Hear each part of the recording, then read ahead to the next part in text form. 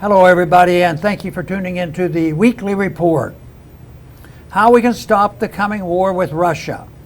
20 years ago this spring, the U.S. government was finally successful in lying us into war with Iraq.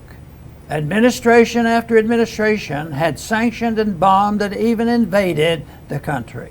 But finally, 20 years ago next month, the Bush administration unleashed shock and awe to flatten a country that did not and could not threaten the United States.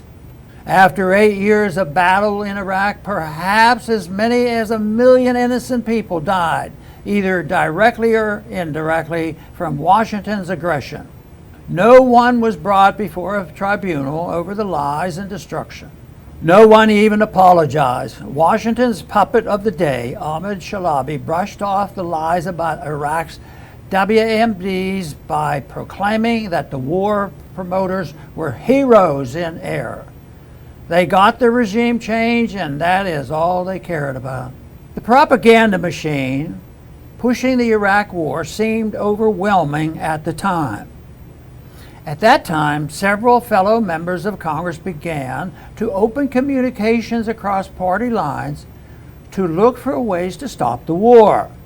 From conservatives like the late Walter Jones and John Duncan, to progressives like Representative Dennis Kucinich and Jim McGovern, and so many more, we began to organize and strategize.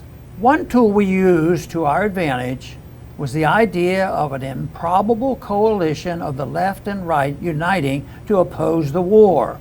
The media may not have been interested in our anti-war views, but they could not help themselves when presented with this man bites dog story. Time and again, this unlikely group held press conferences, introduced various legislative tools, and communicated behind the scenes to try and grow the movement against the Iraq war. Unfortunately, with the 2008 election of Barack Obama, who ran as an anti-war candidate, but then launched numerous military attacks abroad, that old coalition fell apart. Some progressives excused Obama's militarism and lost interest in cooperating with conservatives.